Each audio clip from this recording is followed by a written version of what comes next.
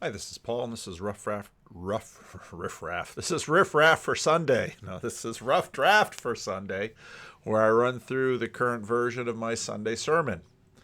Over the last couple of weeks, I've been reading a couple of books. I quoted from Karen Armstrong's book, Biography of Jerusalem, and this week I'm going to quote from Simon de Bag Montefiore's book, Jerusalem, a biography. A new and updated, more than 1 million copies sold, so apparently a rather popular book. I've very much been enjoying the book. But what does it mean for a city to have a biography, or to write a biography for a city? To what degree is a city a living thing? Now, if you go into a city, you can feel it alive, and if you go into a ruin and there's nothing there, it feels like a dead city. Now people might be saying, well, that's metaphorical. Yeah, but almost all language is metaphorical. You really can't say anything of any importance without using metaphor. In fact, and some might argue that the whole construct of language is basically built on metaphor. How can a city be a character in a story? I grew up hearing songs about the Big Apple, New York, New York. Lots of songs sung about New York City. Los Angeles, song about Los Angeles. Not a lot of songs sung about Sacramento. Lady Bird was a movie made here in Sacramento, and a lot of people saw it and felt a sense of participation and identification with that movie because the person who made the movie, and the movie was about her growing up in Sacramento. Does a city have a spirit? And I would say yes. You can feel different spirits in different cities all over the world. Does that spirit have agency? Well, what do you mean by agency? Can cities do things? Cities do lots of things. In fact, we often talk about cities doing things like cleaning up the streets or dealing with the homeless. We use that kind of language all the time. Does a city have a body? Now, its body isn't exactly like my body. It's a much bigger body. But cities have bodies, and those bodies do different things. We use that word often, the body politic. Can you talk to a city? Well, you can write a letter to the mayor, or you can go to City Hall, or you can organize a protest. You can talk to a city. Does the city talk back? Well, if you decide to keep throwing garbage in the street, in fact, the city will talk back. And the city talks to the church fairly regularly. And we're getting to the time of year that we're trying to, cut all this grass that has grown because of the rain. And come spring at a certain point, the city will talk to us and say, if you don't cut your grass, then we're going to fine you and we're going to cut it for you. So, yeah, cities talk back. And if you ask, well, who's talking to me? Someone will say, it's the city of Sacramento talking to you. Does God care about cities? Well, if you read in the book of Jonah, God cares a lot about Nineveh, and where Jonah wants the city laid waste for in judgment, God says, now, wait a little bit. Abraham pleads for a city in Genesis 19. So God certainly does seem to care about cities. Are cities characters in God's story? In the Bible, I would say yes. Jerusalem, Zion, is a pretty major, important character in the Bible. I might get rid of this because I think I made enough of those points in my first slide. Now, if we talk about school spirit, we're pretty accustomed to thinking this way. There's such a thing as school spirit. It's a very real thing. Principals and teachers and students and parents care a lot about school spirit. If the school spirit is a positive thing, everybody's happy. They organize events in order to improve school spirit. Everybody is worrying about school spirit. It's highly consequential. Some of you might wonder if I came up with all of this because I make videos. Actually, I came up with school spirit in my adult Sunday school class a number of years ago, thinking about our strange relationship with this word spirit. The spirit is in your school, and it's in the walls, and it's in the books, and it's in the pep rallies, and it's in the students, and it's in the faculty, and it's in the city, because cities impact school spirits. State budget impact school spirit. A whole bunch of things go into school spirit. It's local and it's localized. And in fact, again, we have names. CK McClatchy Senior High School is a school that some of my kids went to and some of the people here at the church went to quite a while ago. This has been a school for a long time in the city of Sacramento. And if you look at its Art Deco architecture over there on Freeport Boulevard, it's quite a beautiful place, except for some of the newer construction in the back, like the portable classrooms and such. Well, spirits live in our schools and they impact everything. The history of the school, the architecture of the school, the events, money, religion, politics, all of it goes into school spirit, and that school spirit will impact its students, and out they go. Some a lot, some a little, but it always leaves a trace. Now, Jerusalem is a very important character in the Bible. Sometimes it goes by the name of Zion, and even some of the names have sort of different senses and nuances with it. It's, of course, deeply tied to David, King David, who makes Jerusalem his capital. Now, why would he make Jerusalem his capital when he is from the tribe of Judea and has been operating out of Hebron? Well, to the degree that he operates out of Hebron, he will be a leader of one of the tribes. But much like the creation of Washington, D.C., it's not another state capital. And even in big states like New York State, where the state capital isn't New York City, it's Albany. And California, Sacramento, up until not too many years ago, was sort of just a sleepy little town compared to the megalopolises of the Bay Area and Southern California, Los Angeles and San Francisco. David makes Jerusalem his royal city. And Jerusalem, from then on the words of the prophets, becomes much more than just a place. It's an important character in the Bible that's spoken of again and again and again and again.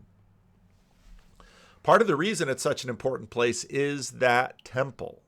Of course, this is a picture of a model in present-day Israel, a model of what the temple was like in Jesus' times. And I've only seen pictures of this model. I've never been there, but there are many pictures of this model because it's rather an outstanding thing that gives people sort of a tangible sense of, well, at least what the buildings and the city of Jerusalem was like 2,000 years ago.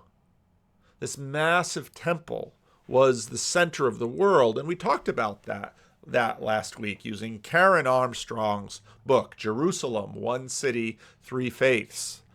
The whole of reality was somehow condensed into this segregated space. By this time, the symbolism of the temple appeared to have changed. It was now experienced as a microcosm of the entire universe. And you can find Josephus writing about this, and you can find Philo of Alexandria writing about this. That temple was a vitally important thing, and well, Jerusalem was Jerusalem without it, but in many ways the temple really made Jerusalem along with David. It was not an inconsequential aspect of the spirit of that city. Now, we've been following Jesus on his way to Jerusalem, and the day I preach this will be Palm Sunday. They were on their way up to Jerusalem. Jerusalem is Mount Zion. They're going up, with Jesus leading the way. And the disciples were astonished, while those who followed were afraid. Wow, Jesus, Jerusalem, Jesus, they'll kill you. So the disciples are astonished. How could you be such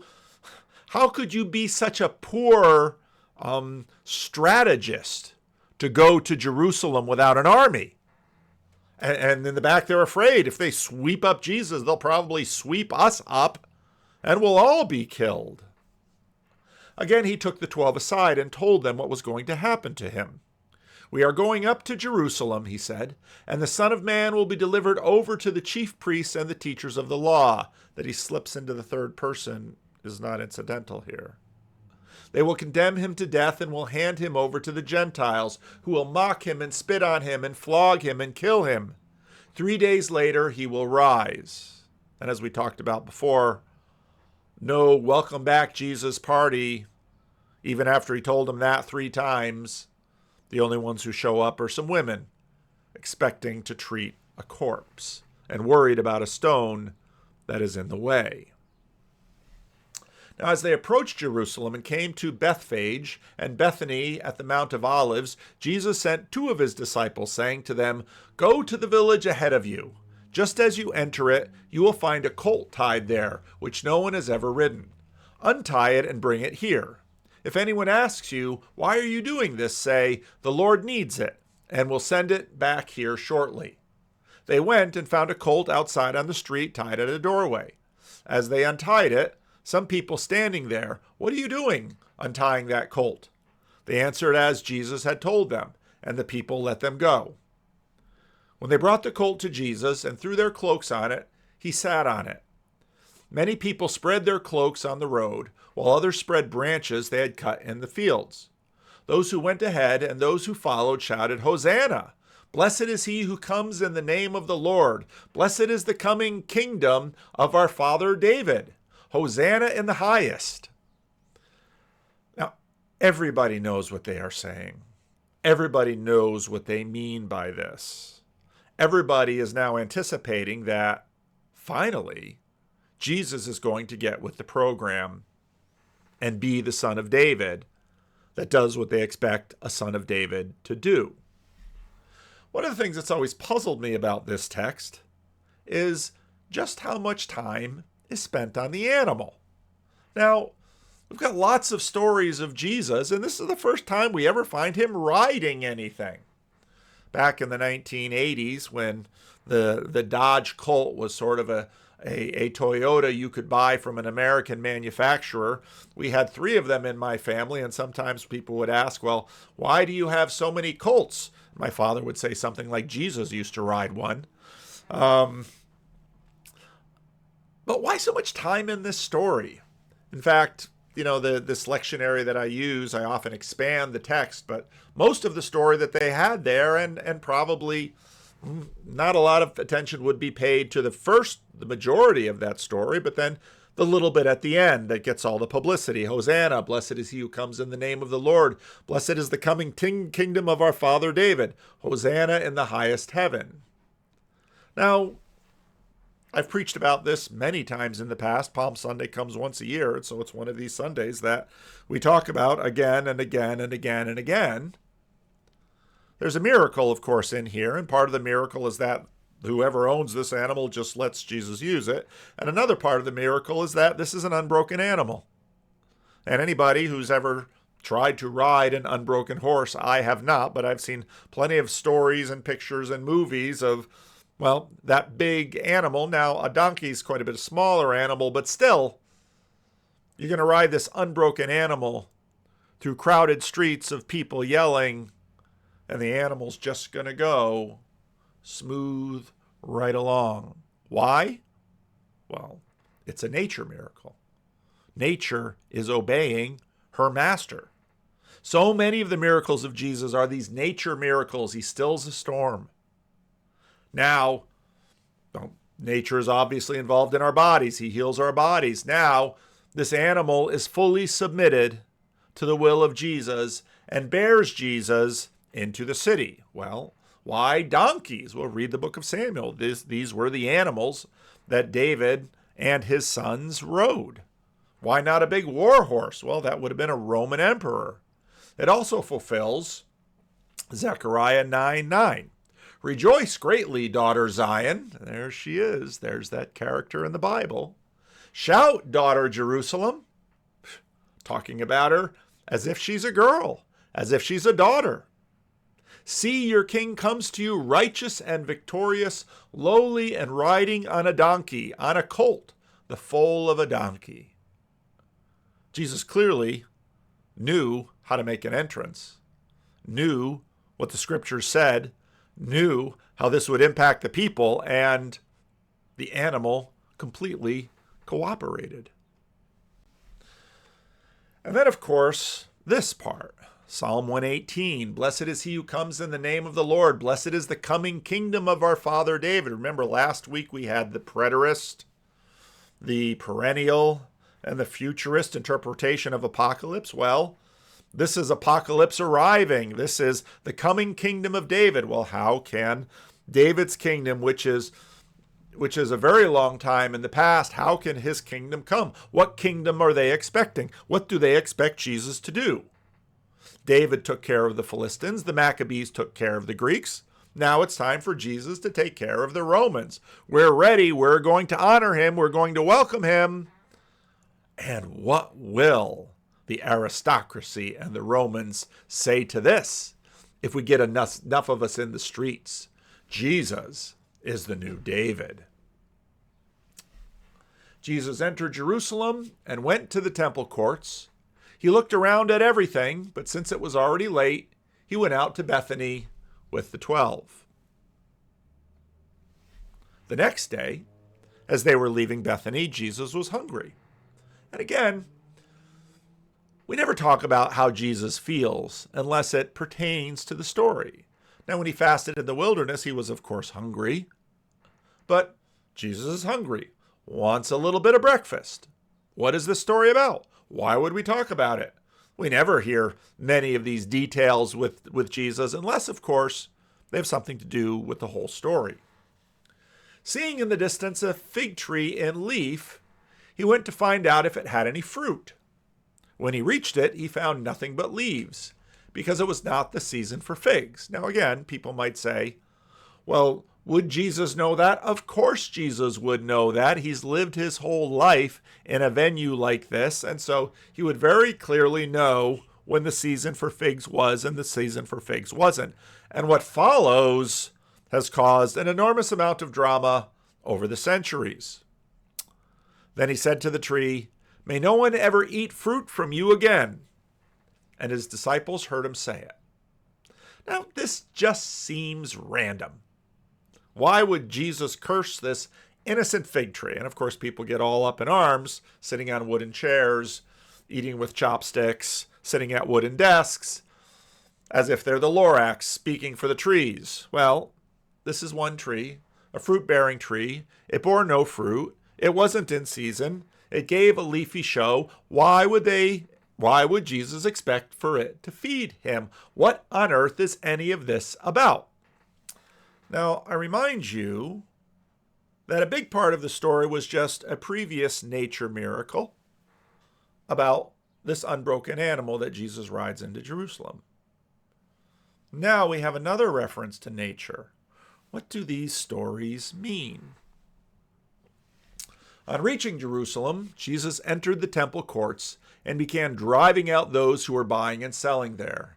He overturned the tables of the money changers and the benches of those selling doves, and would not allow anyone to carry merchandise through the temple courts.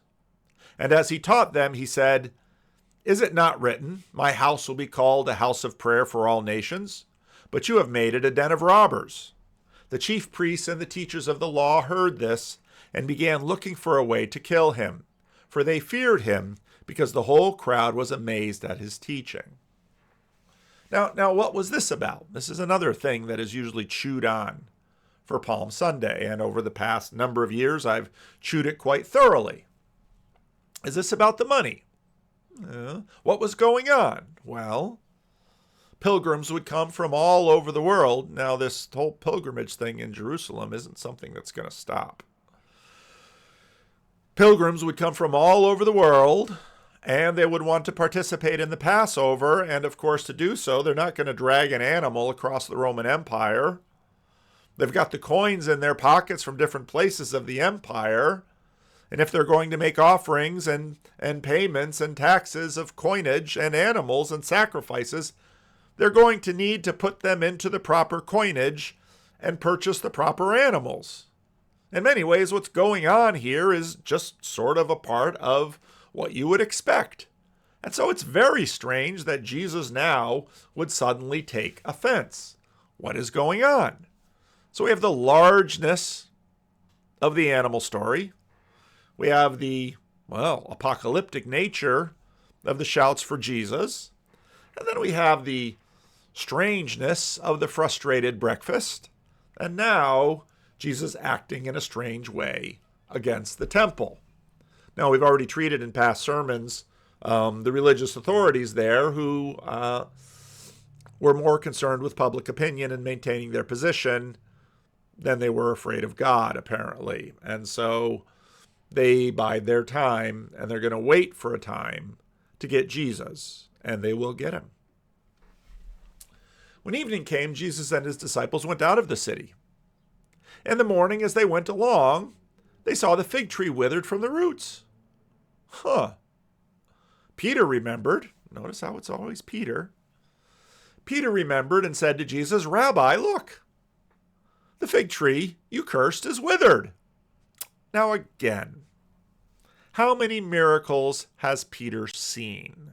Storm stilled, dead raised, deaf hear, lame dance, blind eye see, his mother-in-law healed, and miracles are the kinds of things that just always seem surprising.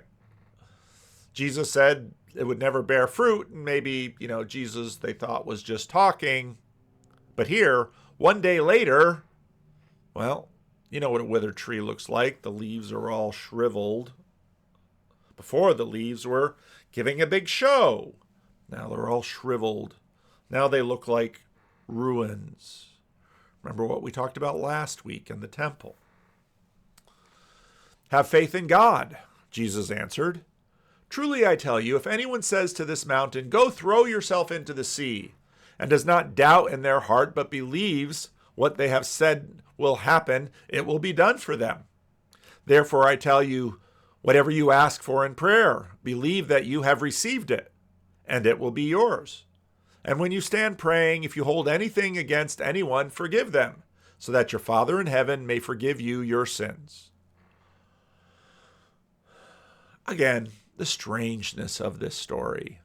Peter, "It's withered. What's with that?" And then Jesus talks about prayer. What's with that? Oh, I didn't finish reading the previous section.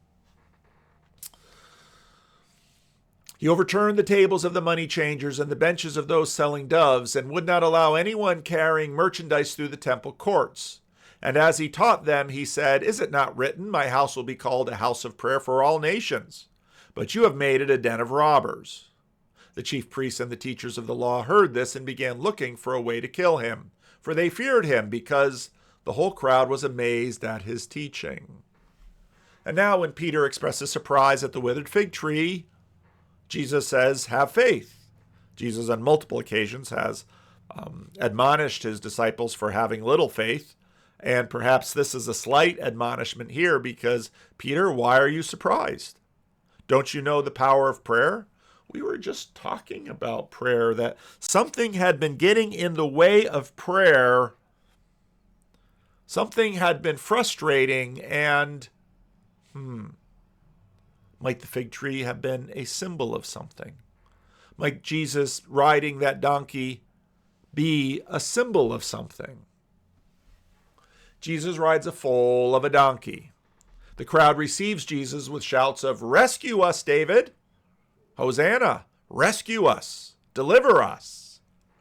Leaving the temple, returning, cursing the fig tree, cleansing the temple. The temple is not yielding the fruit that God, the God of Israel, hungers for. Wow, lots of typos in that. The temple is not yielding the fruit the God of Israel is hungering for. He wants a house of prayer for all nations, but instead has found a den of robbers. And a lot of people have looked at this and said, well, maybe they weren't changing the money correctly. I'm not sure that's it. These are both quotations. What is this about? This is about those who are controlling the temple. This is about how the temple is being used. Think again, we talked last week quite a bit about who had refurbished the temple. What God wants from the temple is a house for all nations. That's what he hungers for.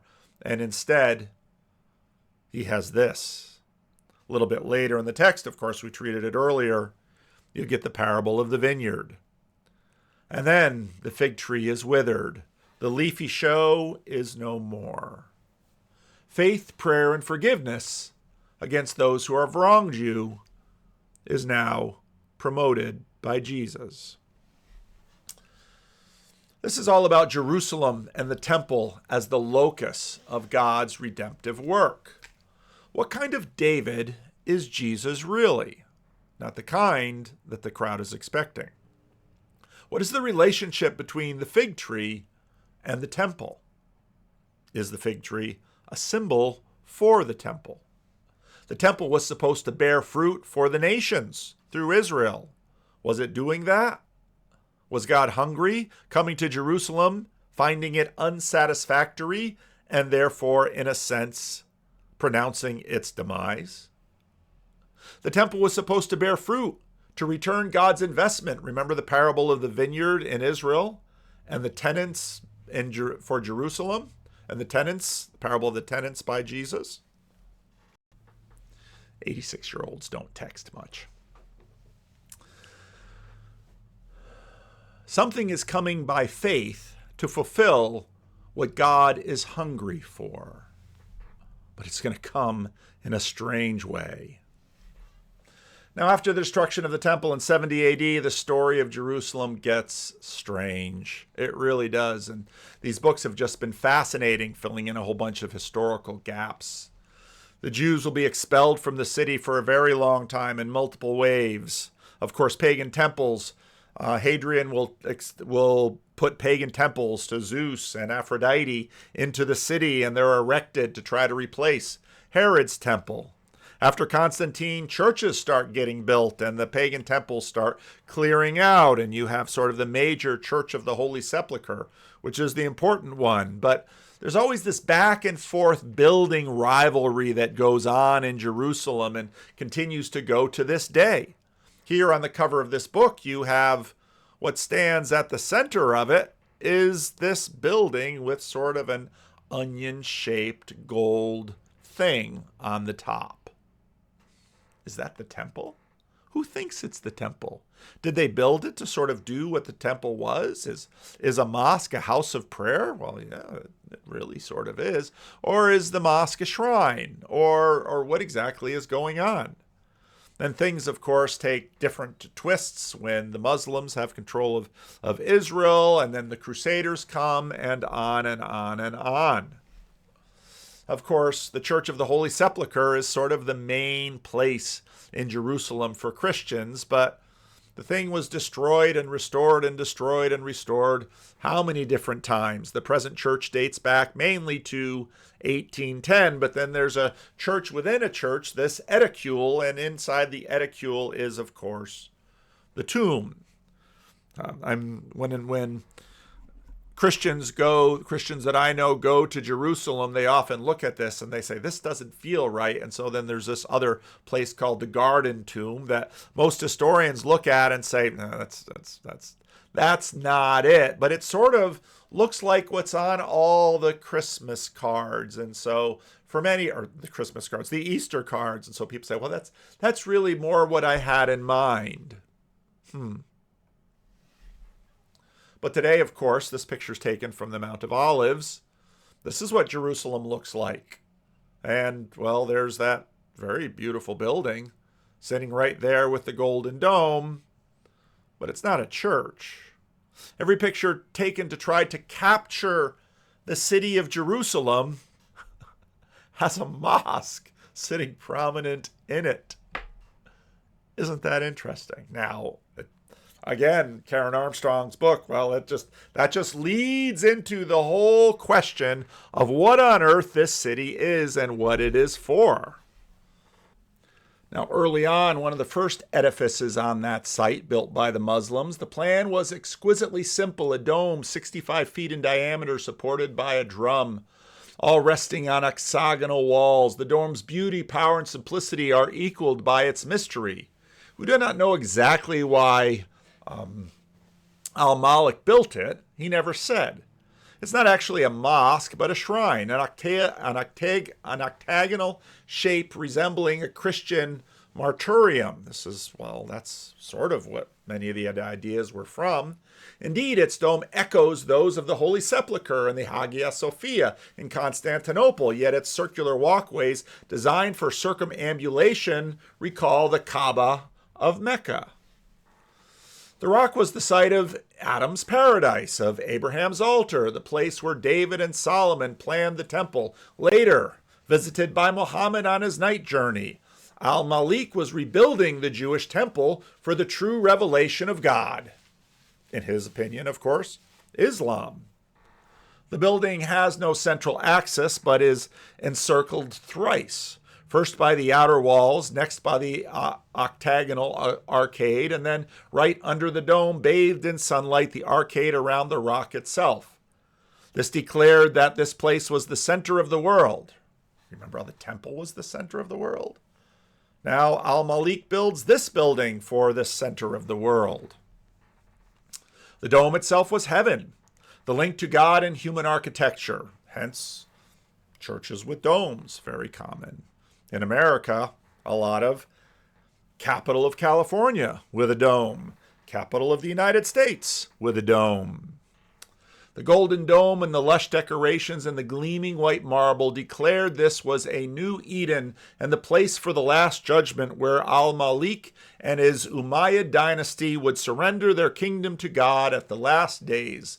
Its wealth of images, jewels, trees, fruit, flowers, and crowns made it a joyful building even for non-Muslims. Its imagery combined the sensuality of Eden with the majesty of David and Solomon. The dome's message was therefore also imperial. Since he had not regained Mecca, the Umayyads, Al-Malik had not yet sort of taken over Mecca, so Jerusalem was kind of the thing that he had.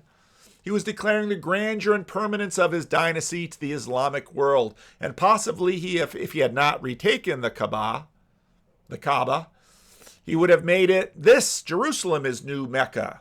The gold dome projected its glory as an Islamic emperor, but it had a wider audience, just as Justinian's Hagia Sophia in Constantinople had surpassed Solomon. Now Al-Malik was surpassing Justinian, and Constantine the Great too, a rebuke of the Christian claim to be the new Israel. Ironically, the mosaics were probably the work of Byzantine Roman craftsmen, lent to the commander by Justinian II during a rare peace between the empires.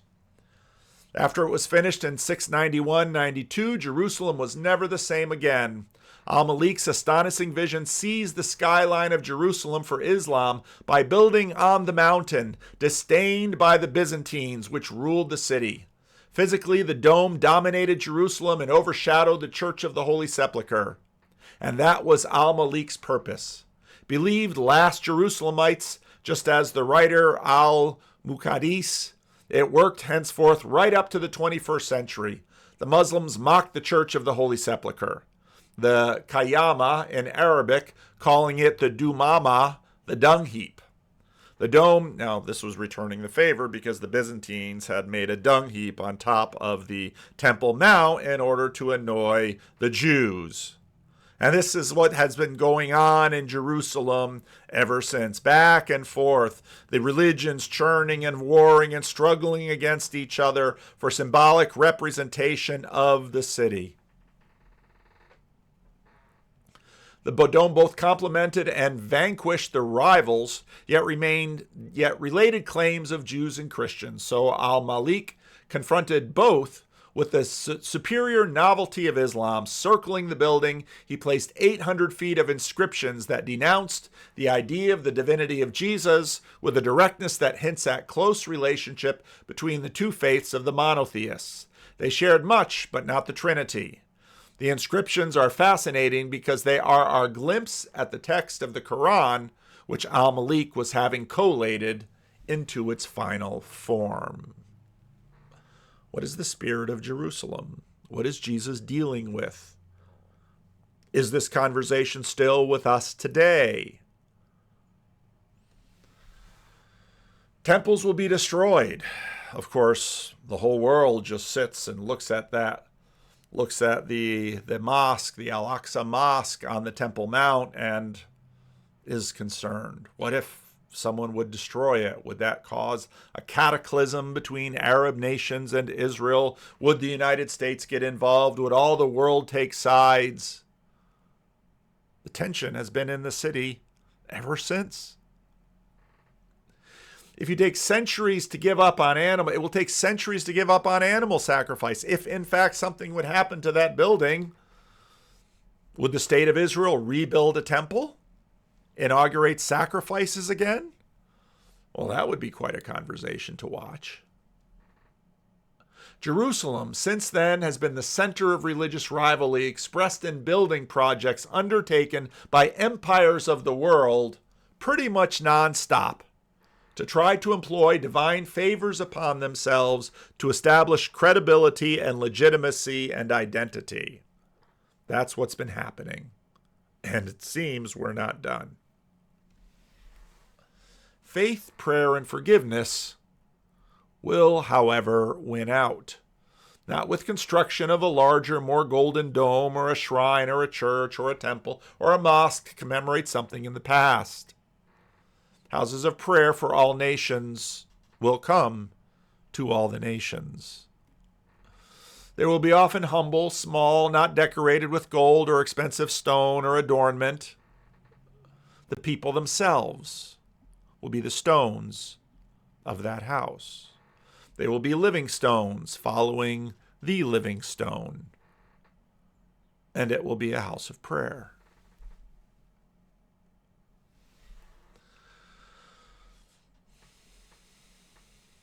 Buildings are a big deal. And I'm not going to get into theology of buildings and whether the building should be plain or ornate, whether it should be decorated one way or another way. Buildings are always speaking something. In fact, in the question and answer today, we got into that a little bit when I started talking about it. And people said, oh, you've got that Reformed church, you've got the Reformed seminary and a Lutheran seminary and a Reformed church and a Lutheran church, and they look differently. Yeah, they do. What kind of building is God looking for? Well, according to Jesus, he's looking for something built of living stones that has to do with prayer, that has to do with faith, that has to do with forgiveness. And what we should be constructing is, in fact, a house of prayer for all nations. Amen.